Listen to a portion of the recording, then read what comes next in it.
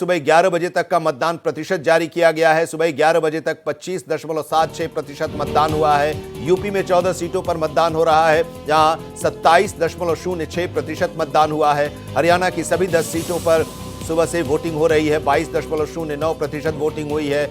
पश्चिम बंगाल की बात करें तो 8 सीटों पर वोटिंग सुबह से चल रही है और 11 बजे तक 36.88% मतदान पश्चिम बंगाल में हुआ है। इसके अलावा बिहार की हम बात करें तो बिहार में भी 8 सीटों पर सुबह से मतदान चल रहा है। 23.67% वोटिंग हुई है। दिल्ली की सभी 7 सीटों पर मतदान सुबह से चल रहा है। 21.69% मतदान हुआ है दिल्ली विधानसभा के लिए। और इसके साथ ही ओडिशा की अगर हम बात करें तो ओडिशा के 6 सीटों पर वोट डाले जा रहे हैं। सुबह 11 बजे तक 21.30% वोटिंग हुई है। झारखंड की 4 सीटों पर सुबह 11 बजे तक 27.80% और जम्मू कश्मीर की 1 सीट पर मतदान हो रहा है और काफी उत्साह जम्मू कश्मीर के मतदाताओं में देखने को मिल रहा है। 23.11% वोटिंग हुई है जम्मू कश्मीर में। तो अभी तक 11 बजे तक का जो आंकड़ा आया है 4 घंटे का इन 58 सीटों का, उसमें 25.76% मतदान हुआ है। और मतदान को लेकर लगातार चर्चा हम कर रहे हैं और आज जब शाम में 6 बजे छठे दौर का मतदान खत्म हो जाएगा तो फिर एक लास्ट फेज बचेगा 7वें चरण का। 1 तारीख को वोटिंग होगी और फिर 4 तारीख को वोटिंग की गिनती होगी। ईवीएम खुलेंगे और सबके दावे जो किए जा रहे थे उन दावों का सच और हकीकत सामने आएगा। हमारे साथ खास पैनल जुड़ा हुआ है चर्चा के लिए। रास बिहारी जी वरिष्ठ पत्रकार हमारे साथ इस चर्चा में जुड़ रहे हैं। रविंद्र त्रिपाठी जी वरिष्ठ पत्रकार हमारे साथ इस चर्चा में जुड़ रहे हैं और साथ ही शिवम त्यागी जी बीजेपी के प्रवक्ता और आकाश जाधव जी कांग्रेस के प्रवक्ता हमारे साथ इस चर्चा में शामिल हो रहे हैं। सबका स्वागत है। चर्चा की शुरुआत रास बिहारी जी, छठे चरण का मतदान और अभी तक जो आया है 25.76% वोटिंग परसेंटेज करीब करीब ठीक है और धीरे धीरे तो और बढ़ेगा। अब चुनाव आखिरी दौर की तरफ बढ़ रहा है, एक फेज और बचेगा। देखिए, पिछली बार इन सब सीटों में मिला के 66% मतदान हुआ था और उसमें सबसे ज़्यादा 84% के लगभग पश्चिम बंगाल में हुआ था। और हम देख रहे हैं कि अभी तक जितने भी 6 चरणों में पश्चिम बंगाल में सबसे ज़्यादा मतदान प्रतिशत है। उसके बाद में उड़ीसा में पिछली बार जो सीटें पे 71% मतदान था और इस बार भी ठीक ठाक मतदान है। सबसे कम था यूपी में 54% और बिहार में 58% और दिल्ली में 60% के लगभग। तो मान रहे हैं कि छठे दौर में मतदान प्रतिशत बढ़ सकता है पिछले चरणों के मुकाबले और अगर ये ट्रेंड टूटता है तो बड़ी बात होगी। और दूसरा, जहाँ तक सीटों की सवाल है तो भारतीय जनता पार्टी 40 सीट इन पिछली बार जीती थी इन 58 सीटों में से और कांग्रेस किसी सीट पे चुनाव नहीं जीत पाई थी। कांग्रेस और यूपीए गठबंधन शून्य रहा इस दौर में, जो मिलकर जो चुनाव लड़े थे। जो गठबंधन बना है वो शून्य रहा। लेकिन इसमें बड़ी बात यह है कि बहुजन समाज पार्टी ने 4 सीटें जीती हैं। हाँ। और टीएमसी जो आज पश्चिम बंगाल में 8 सीटों पे चुनाव हो रहा है 3 पर उनमें 3 सीट जीत पाई थी, 5 पे भारतीय जनता पार्टी थी।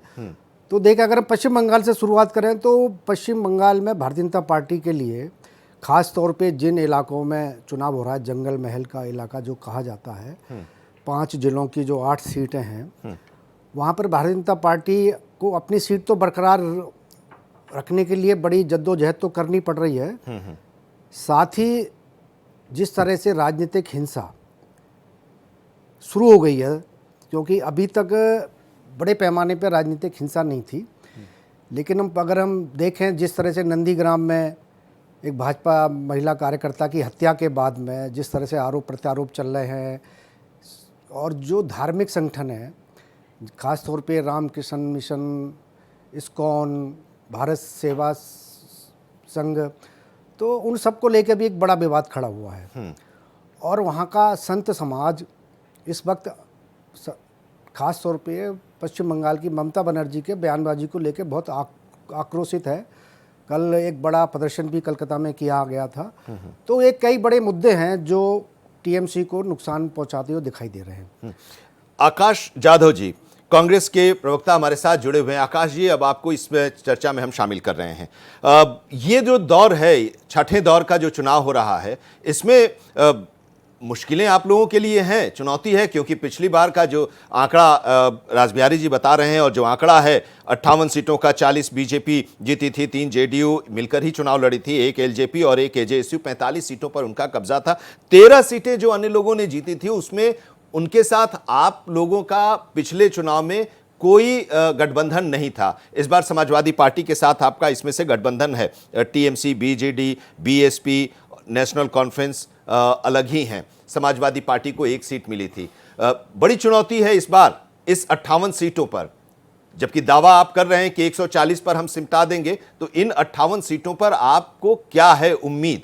2019 के जो चुनाव का परिप्रेक्ष्य था वो अलग था, और 2024 का जो चुनाव होने जा रहा है वो इस देश के अंदर मोदी जी के 10 साल के कार्यकाल का पूरा एक एंटी इनकम्बेंसी की लहर पूरे देश में है। उसके वजह से पूरे जितने भी मुद्दे हैं वो मुद्दे बाहर रह के इस देश के बेसिक मुद्दे जो है वो इस देश की जनता गुमराह नहीं हो रही है। तो 5वें चरण तक जो भी 428 सीट्स के ऊपर चुनाव हुए हैं उसके अंदर क्लियर कट ट्रेंड रहा है कि मौजूदा सरकार के खिलाफ लोगों का रुख है।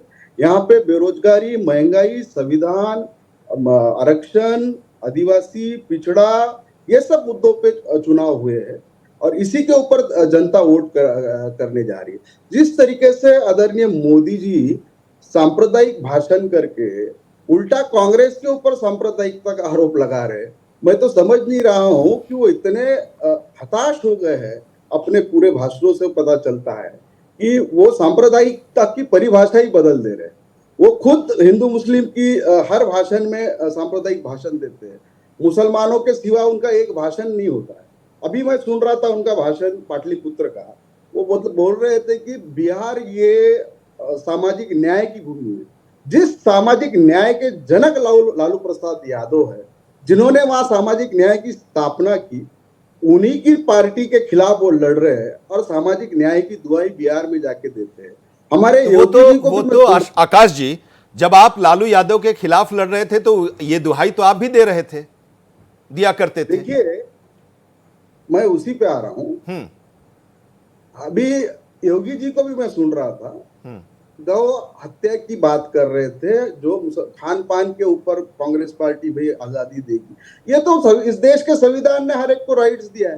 तो ये सब जिस तरीके के मुद्दे भाजपा उठा रही है, और इलेक्ट्रॉल बॉन्ड के माध्यम से सबसे ज्यादा चंदा किससे मिला है, तो यही बीफ कंपनी से मिला है जो एक्सपोर्टर थे। तो भाजपा जो दोगली राजनीति करती है, ये देश की जनता इतनी बेवकूफ नहीं है सर। ये सब देख रही है, सब समझ रही है, और ये 2024 के पूरे चुनाव के 4 जून को नतीजों में देश और आप सब लोग देख लेंगे कि इंडिया गठबंधन बड़ी ताकत से 350 के ऊपर सीट जीत के मजबूत सरकार बनाने जा रही है। ये आपको पक्का यकीन है?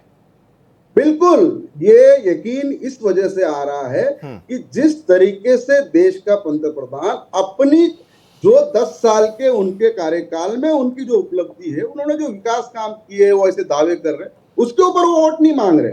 वो पूरी वो तो गिना रहे हैं, वो तो सारी वो सारी योजनाओं को तो गिना ही रहे हैं। उज्ज्वला योजना हो, आयुष्मान भारत हो, ये सारी योजनाएं वो गिना रहे हैं। किसानों के सम्मान निधि की बात हो, वो तो गिना ही रहे हैं।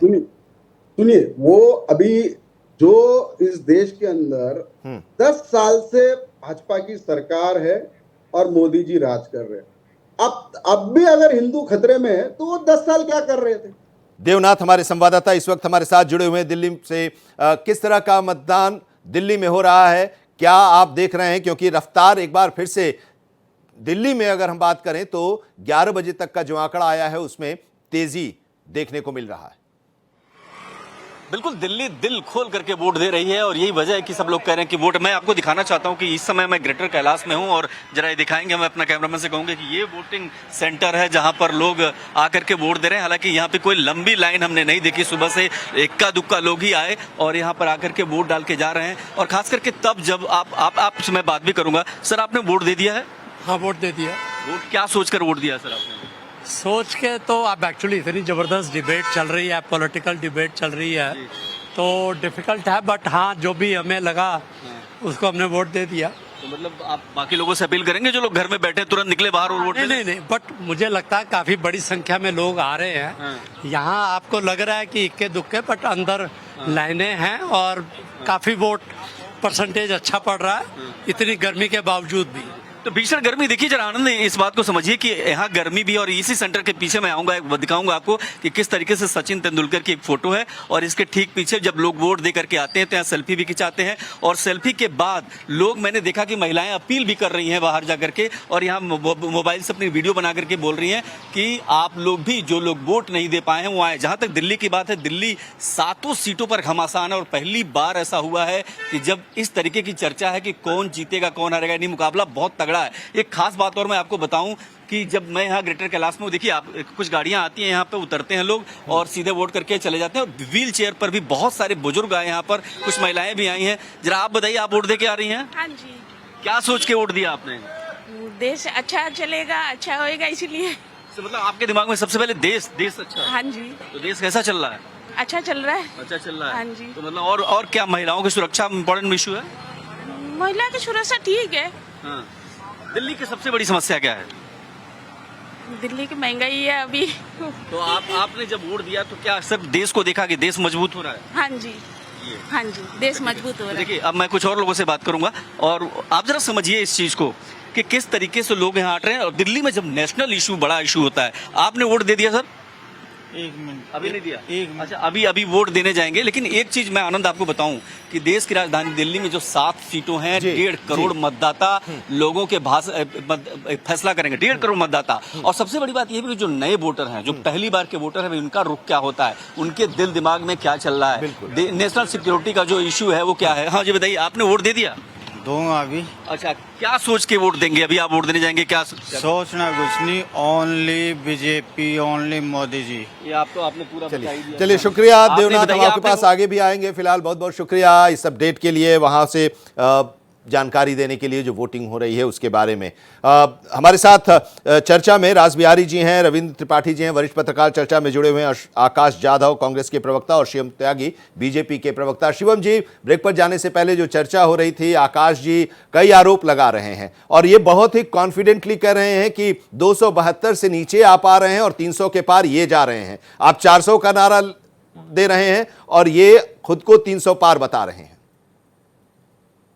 देखिए आनंद जी, आप उनसे कुछ और उम्मीद तो नहीं कर सकते। जाहिर बात है, कांग्रेस के प्रवक्ता हैं तो वही कहेंगे कि हाँ हम जीतने वाले हैं और जीत कर ही जो है इस चुनाव को संपन्न करेंगे। लेकिन ये बात बहुत अच्छी है और अच्छे तरीके से वो जानते भी हैं कि अगर भारतीय जनता पार्टी ने 400 पार का नारा दिया है तो 40 पार का नारा तो इनका भी है, ऐसी बात नहीं है। रास बिहारी जी ने बताया और मैं भी डेटा देख रहा था कि इन सीटों में जो टोटल सीटें हमने पिछली बार जीती थी वो 40 थी। मुझे पूरी उम्मीद है कि इस चुनाव के टोटल टैली में 40 कांग्रेस जरूर जीत जाएगी इस बार। इतनी तो सीटें, इतनी तो मेहनत हुई है, इतनी सीटें तो बनती ही है इनकी। एक और विषय और रखा गया कि चुनाव जो होगा वो दलितों पर, पिछड़ों पर, आदिवासियों पर होगा। बिल्कुल होगा, इसमें कहीं कोई दो राय नहीं है। स्थितियां देख लीजिए इंडिया अलायंस की और हालात देख लीजिए क्या किया है इन्होंने। चाहे वो पश्चिम बंगाल का विषय रहा हो, जहां पर अभी 2010 से जितने भी ओबीसी के सर्टिफिकेट थे वो सब रद्द कर दिए गए हैं हाई कोर्ट द्वारा। चाहे फिर वो कर्नाटक का विषय रहा हो, जहां पर सारी की सारी जातियों को ओबीसी में डाल दिया। चाहे फिर वो तेलंगाना का विषय रहा हो, जहां पर 4% आरक्षण जो है मुस्लिम्स को धर्म के आधार पर दे दिया गया हो। चाहे फिर वो आंध्रा का विषय रहा हो, यूपीए 1 यूपीए 2 रहा हो। विषय बहुत साफ है इस देश में। और एक और चीज इन्होंने बड़ी महत्वपूर्ण कही, वो ये कि बिना हिंदू मुस्लिम के जो है भारतीय जनता पार्टी का कोई चुनाव संपन्न नहीं होता। विषय साफ है। आदरणीय प्रधानमंत्री जी और पूरी भारतीय जनता पार्टी चुनाव के शुरू के 1-1.5 महीने में लगातार मोदी की गारंटी पर चुनाव लड़ रहे थे। हम लगातार मोदी की गारंटी बताते थे, कितने IIIT IIT एम्स हमने बनाए हम उसकी बात करते थे, कितने एयरपोर्ट्स हमने बनाए उसकी बात करते थे, कितनी वंदे भारत चलाई उसकी बात करते थे, 5 ट्रिलियन GDP की बात करते थे। यही तमाम चीजें हम करते रहे। लेकिन जब आपके मैनिफेस्टोज आए और उसमें आपको लगा कि सीधा सीधा जो है एक धर्म को अपीज करना है और अपीज करने के लिए जो है उसमें आगे बढ़कर जो है किसी तरीके से वोट ले लिया जाए, तो माफ कीजिए, आपको बख्शा नहीं जाएगा, आप उस पर बात की जाएगी। ठीक है, लेकिन 10 सीटें हरियाणा की और 7 सीटें दिल्ली की। पिछली बार इन 17 सीटों पर आपका पूरा कब्जा था, लेकिन इस बीच किसान आंदोलन भी हुआ, अग्निवीर योजना को लेकर भी कांग्रेस और इंडिया गठबंधन के लोग चल रहे हैं। तो ऐसे में, और फिर आम आदमी पार्टी और कांग्रेस का गठबंधन है दिल्ली में, 4 और 3 का अनुपात जिस पर वो चुनाव लड़ रहे हैं, तो ऐसे में कुछ मुश्किलें आ रही हैं और आ सकती हैं। आपको याद होगा 2022 में जिस तरीके से भारतीय जनता पार्टी चुनाव उत्तर प्रदेश में जीत कर आई थी, आंदोलन के बाद पहला विषय साफ करता है कि कहीं ना कहीं जिस तरीके से उसको प्रोपेगेट किया गया, ग्राउंड पर उसका कितना असर था, तो जाहिर है वो बिल्कुल नहीं था, और उसके बाद ही भारतीय जनता पार्टी प्रचंड बहुमत के बाद आई। दूसरा, अगर मैं बात करूं खासतौर पर दिल्ली में 4 और 3 का जो अनुपात आपने बताया, बिल्कुल ठीक बात है, लेकिन भ्रष्टाचारी जो एक दूसरे के खिलाफ भी शायद पैदा हुए हों, जो आम आदमी पार्टी जिसकी पैदाइश ही कांग्रेस की भ्रष्टाचार के खिलाफ हुई थी, आज वो अगर साथ मिलकर चुनाव लड़ते हैं तो प्रदेश की जनता जानती है, और ऐसे प्रयोग पहले भी कई बार हो चुके हैं। अगर आपको याद होगा तो उत्तर प्रदेश में पहले भी अखिलेश यादव और इसके अलावा अगर मैं बात करूं तो राहुल गांधी साथ आ चुके हैं, बहन जी भी साथ आई एक बार अखिलेश यादव के, लेकिन दोनों बार ही विफलता हाथ लगी। वजह साफ है, आप अगर सोचते हैं कि आपका कैडर जिसने एक दूसरे के खिलाफ पूरा जीवन लाठियां भांजी हो, लड़ाई की हो, एक दूसरे के खिलाफ अपनी चुनाव खड़ा किया हो, राजनीति खड़ी की हो, और फिर लगता हो आपको कि डर की वजह से, आदरणीय प्रधानमंत्री जी की वजह से आपको लगता है कि आप जीत नहीं पाएंगे, तो आप दोनों मिलकर उस वोट को इकट्ठा कर लेंगे, तो यह बहुत बड़ी गलतफहमी है। जहां तक हरियाणा की बात है 10 सीटों की, और जहां तक भारतीय जनता पार्टी की 7 सीटों की बात है दिल्ली में, मैं मानता हूं कि 17 की 17 सीटें भारतीय जनता पार्टी फिर से लेकर आएगी, और इस बार जो है हम 400 फिर से पार करेंगे, क्योंकि आदरणीय प्रधानमंत्री जी लगातार कहते रहे, और उसका हमारे पास कैलकुलेशंस है, और जिस तरीके से हमने मेहनत की है, जिस तरह की सारी चीजें गई हैं, और इसके उलट जिस तरीके से इंडिया अलायंस में सिर्फ फुटबॉल दिन रात रहा, परेशानियां रही, दिक्कतें रही, जनता समझती है और तय भी कर लिया है। ठीक है, अब रविंद्र त्रिपाठी जी, 5वें चरण तक तो 400 पार और 400 हार की बातें हो रही थी, लेकिन 5वें चरण के वोटिंग के साथ ही अब एग्जैक्ट फिगर की भी बात हो रही है कि इंडिया गठबंधन कितना और एनडीए या भारतीय जनता पार्टी का जो 400 पार और 370 का जो लक्ष्य है वो कहां तक है। 272 के नीचे और 272 के ऊपर कुछ सेफोलॉजिस्ट इसके दावे भी कर रहे हैं। ये जो दावा किया जा रहा है इसमें आपको कितना दम, क्योंकि अब तो चुनाव करीब करीब अपने आखिरी मोड में है, कुछ तस्वीर साफ होती दिखाई दे रही है, आपका क्या आकलन है? देखिए, मेरा आकलन तो वैसे कुछ नहीं है, मैं तो कोई सेफोलॉजिस्ट नहीं हूँ, और सेफोलॉजिस्ट के जो आ रहे हैं आकलन, जो 2-3 बड़े सेफोलॉजिस्ट हैं, उनके जो आकलन है उनमें काफ़ी फर्क है। एक सेफोलॉजिस्ट, मैं नाम नहीं लूँगा, वो कह रहे हैं कि नहीं, वो बीजेपी को 300 के करीब या उससे ज़्यादा सीटें मिल सकती हैं। दूसरे कह रहे हैं कि नहीं, जा रहे हैं, नीचे जा रही हैं। तो अब सेफोलॉजिस्ट होने के लिए डाटा होना बहुत ज़रूरी है, और मेरे पास कोई डाटा नहीं है। तो दावे तो देखिए किए जाते हैं, और दावे जो होते हैं वो अपने अपने पक्ष में होते हैं, अपने अपने जो पॉलिटिकल एजेंडा होता है उसके तरह होते हैं, और सेफोलॉजिस्ट लोगों का ही पॉलिटिकल एजेंडा होता है। अब जब 5 चरण हो गया और छठा अब चरण शाम में 6 बजे खत्म हो जाएगा, इसके बाद एक ही चरण बचेगा, तो पार्टियों को अनुमान हो गया होगा या गठबंधन को अनुमान हो गया होगा, आपको लग रहा है? देखिए, अनुमान तो हो ही जाता है। अनुमान तो जो पॉलिटिकल लीडर्स होते हैं, चूंकि जाते हैं जनता में जमीन, तो उनको अनुमान होता है, लेकिन जो उनको अनुमान होता है वो कहते नहीं हैं, वो कहते बल्कि उसके उलट हैं। तो ये होता है। लेकिन देखिए, पिछली बार जो हुआ 2019 में हुआ, उसमें एक ग्रैंड नैरेटिव था पुलवामा का, वो इस बार कोई ग्रैंड नैरेटिव उस तरीके से नहीं है, और ग्रैंड नैरेटिव है तो सिर्फ ये 400 पार वाला है, वो ग्रैंड नैरेटिव है। लेकिन पिछली बार की तुलना में जो कुछ बदलाव आए हैं वो ये है कि पिछली बार सपा और बसपा का गठबंधन था, जो इस बार नहीं है। अब इसका क्या असर होगा, जो बसपा का वोट है वो किधर जाएगा, उसका जो कोर वोट है।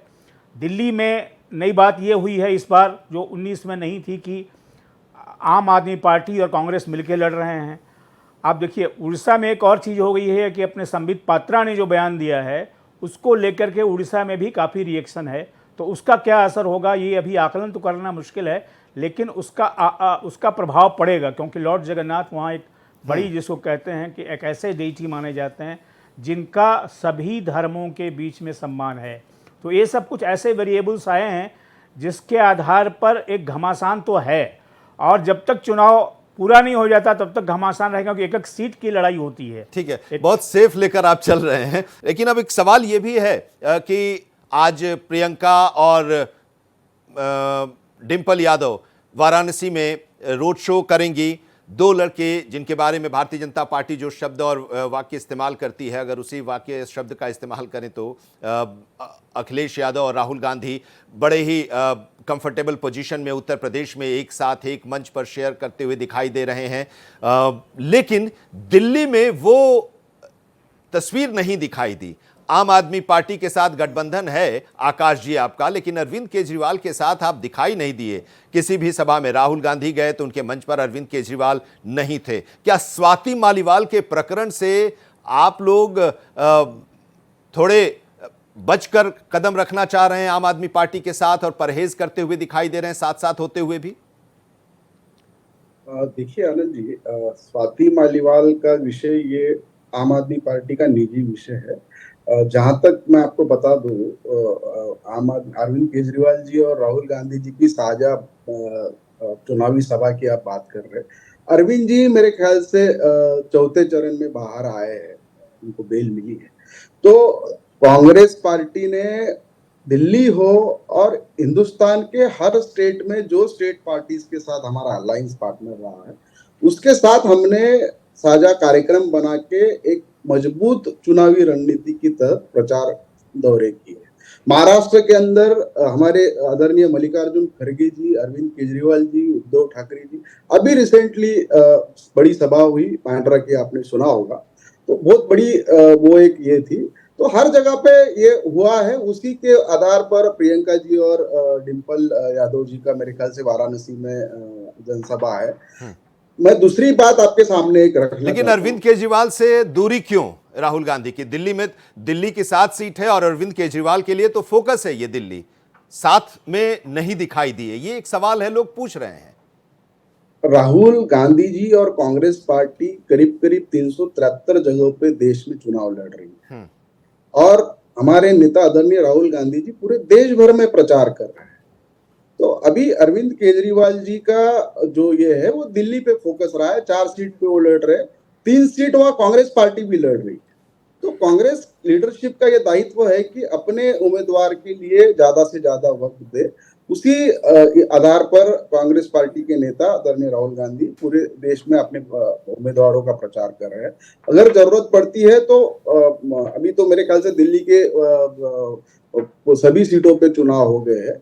तो अरविंद जी से ऐसा कोई दूरी बनाने का ये विषय नहीं, आप गलत इसमें समझ रहे हैं। सही मायने में कांग्रेस पार्टी पूरे देश के अंदर चुनाव लड़ने की वजह से, और ये एक बहुत बड़ा चुनाव है और राहुल गांधी हमारे सबसे बड़े चेहरे हैं कांग्रेस पार्टी के, तो उनको वक्त देना इतना ये नहीं हो सकता है। दूसरी कोई बात नहीं। ठीक है, अच्छा, मतलब उनको वक्त, ठीक है। चलिए, अब ये बात लग रहा है कि आप लोग कुछ इसमें आप लोगों की कुछ रणनीति हो सकती है। बहरहाल अब ये बताइए कि अब आप ये कह रहे हैं कि बीजेपी के पास मुद्दे नहीं है, विकास की बात नहीं कर रही। अभी शिवम त्यागी तो सारी बातें गिना चुके कि हम ये तो कहते आ रहे हैं, हम अपनी बात कह रहे हैं, लेकिन आप जो धर्म के आधार पर आरक्षण की बात करते हैं तो उसका जवाब देना है और लोगों को इस बारे में बताना भी है। आनंद जी, सबसे पहले मैं बता दूं कि धर्म पे आरक्षण किसने दिया है तो कर्नाटक सरकार ने दिया है, और वो किसने दिया है तो जनता दल सेकुलर ने दिया है, देवेगौड़ा जी ने दिया है। आज वो किनका अलायंस है? एनडीए का अलायंस है। मोदी जी, प्रज्वल रेवन्ना जो उनके मित्र है, उनके पार्टी के ये उपक्रम था। रही बात तेलंगाना की, तेलंगाना में जो आरक्षण दिया गया था वो सच्चर कमेटी के सिफारिश के अनुसार दिया गया। अब वो कैसा दिया गया था? जो मुस्लिम धर्म के आधार पर नहीं दिया गया, जो मुस्लिम हो, हिंदू हो, जिसमें पिछड़ापन है, जो सपेरा मुस्लिम है, जो बंजारा मुस्लिम है, जो तेली मुस्लिम है, जो खास करके माइग्रेटेड होके अपने जो ऐतिहासिक दौर में जो cultural isolation, geographical isolation, primitive trades, ये सब क्राइटेरिया जो आरक्षण के उसको फुलफिल करता है, उन्हीं मुस्लिमों को ये आरक्षण दिया गया था। अब सही मायने में आरक्षण की नीति और आरक्षण क्या है, यही समझना भाजपा के शीर्ष नेतृत्व को समझना जरूरी है। पहली बात तो वो आरक्षण के खिलाफ है, और जो आरक्षण संविधान देता है वो संविधान के खिलाफ है। तो आरक्षण उनको क्या है ये समझ में नहीं आया। संविधान धर्म के आधार पर आरक्षण देता है क्या आकाश जी? सुनिए, संविधान धर्म के आधार पर आरक्षण देता है क्या? सामाजिक और राजनीतिक रिप्रेजेंटेशन नहीं मिला है, उनके लिए बाबा साहब ने प्रावधान किया है। पावर्टी के लिए बाबा साहब ने आर्टिकल 41 से लेकर आर्टिकल 45 बनाया है कि योजना के माध्यम से आप उनका विकास कर सकते हैं। जिस समाज को, जो पिछड़ा समाज है, जो आदिवासी है, जो शेड्यूल कास्ट हाँ, है, वो तो है ही, उसके वो तो लिए आरक्षण है ही, की लेकिन वो तरतूब धर्म के संविधान में आधार की पर गई है। उसको डिफाइन करना और उसको बताना क्या संविधान में इसका प्रावधान है क्या ये मुद्दा जो है। देखिए आनंद जी, ठीक है। आप एक बात समझ के लीजिए, संविधान के अंदर धर्म के आधार पर हाँ। कोई आरक्षण की तरतूद नहीं है। जो सामाजिक पिछड़ा है, जो राजनीतिक पिछड़ा है, जिस समाज को, जिस वर्ग को रिप्रेजेंटेशन नहीं मिला है because of Manusmriti, because of social circumstances, उस वजह से उनको, वो समाज को आगे लाने के लिए बाबा साहब आम्बेडकर ने आरक्षण की नीति बनाई है और उसका प्रावधान किया है। पुणे करार अगर आप पढ़ते हैं तो उनका एक बहुत बड़ा बहस महात्मा गांधी जी के साथ हुआ था और उन्होंने यही जस्टिफाई किया था कि 4000 सालों से इस, ठीक है, वो सारी बातें हैं। अब चुनाव के समय ये बात निकली है तो इस पर आपकी प्रतिक्रिया जरूरी थी। अब रास बिहारी जी, अब एक चीज बताइए, जैसे जैसे हर दौर में मुद्दे जो हैं वो बदलते जा रहे हैं, रणनीति जो है अगर भारतीय जनता पार्टी की करें तो अब इधर आया बात बुर्के की आई कि बुर्के से जो चेहरा जो ढका हुआ है उसको हटाकर लोग वोट करने जाएं। गिरिराज सिंह कह रहे हैं कि अल्पसंख्यक मानना बंद कर दें क्योंकि उनकी आबादी लगातार बढ़ती जा रही है और जनसंघ के काल से ही तो अल्पसंख्यक आयोग का विरोध भी जनसंघ करते आ रहा था। तो ये सारी चीज़ें जो दिया जा रहा है वो पूरी रणनीति के तहत लोगों को एड्रेस करने के लिए, और उसके आधार पर क्या वोटिंग होती है, प्रभावित होते हैं वोटर्स? नहीं, कई बार क्या होता है कि एक तो होता है बड़ा मुद्दा, और इस चुनाव में सबसे बड़ा मुद्दा है मोदी सरकार के काम। उसके बाद क्षेत्रवार जब प्रचार होता है तो वहाँ अलग स्थानीय मुद्दे भी पैदा होते हैं। और जिस तरह से, और पहली बार बुर्के में जो वोट देने जा रही हैं महिलाएं, उनकी जांच हो, ये पहली बार, ये कई बार ये मुद्दा आया है सामने। और जिस तरह से अल्पसंख्यक की बात है तो बार बार ये मांग भी की जा रही है कि अल्पसंख्यक किस राज्य में है।